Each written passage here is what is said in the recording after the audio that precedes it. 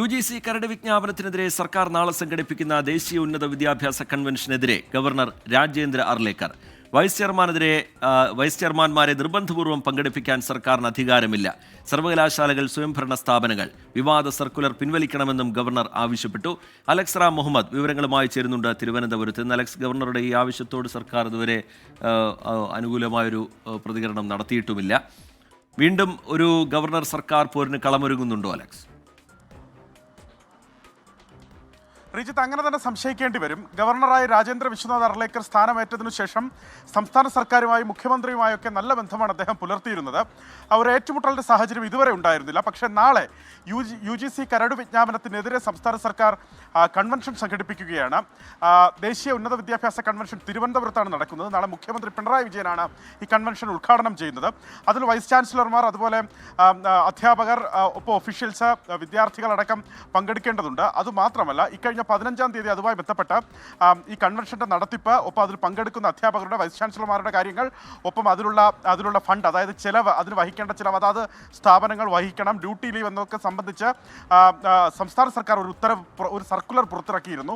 ആ സർക്കുലറിനെതിരെ ഗവർണർ രംഗത്ത് എത്തിയിരിക്കുന്നു എന്നുള്ളതാണ് ഏറ്റവും പ്രധാനപ്പെട്ട കാര്യം.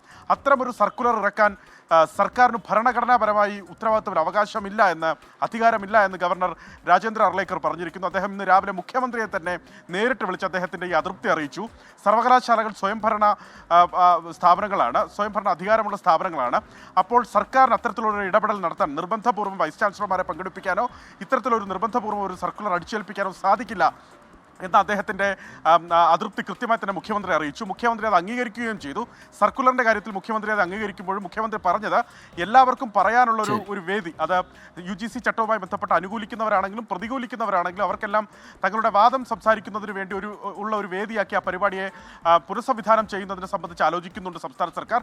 അതുമാത്രമല്ല, ആ വിവാദ സർക്കുലർ പിൻവലിക്കും എന്നൊരു ഉറപ്പും മുഖ്യമന്ത്രി നൽകി. തുടർന്ന് ഉന്നത വിദ്യാഭ്യാസ പ്രിൻസിപ്പൽ സെക്രട്ടറിയും ഗവർണറെ വിളിച്ച് സമാനമായ കാര്യം തന്നെ പറഞ്ഞു. ഈ സർക്കുലർ പിൻവലിക്കുന്ന ഉറപ്പ് ഉന്നത വിദ്യാഭ്യാസ പ്രിൻസിപ്പൽ സെക്രട്ടറി നൽകി. പക്ഷേ അതാ രാത്രി ഈ സമയം പിന്നിടുമ്പോഴും ആ സർക്കുലർ പിൻവലിച്ചിട്ടില്ല. വലിയ അതൃപ്തിയിൽ ഗവർണർ ഇരിക്കുന്നുണ്ട്.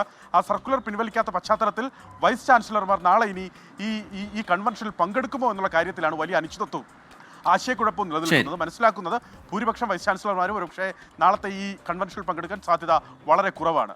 ഉന്മേഷം. ശരി, അലക്സ് റാം മുഹമ്മദ് വിവരങ്ങൾ നൽകുകയായിരുന്നു തിരുവനന്തപുരത്ത് നിന്ന്.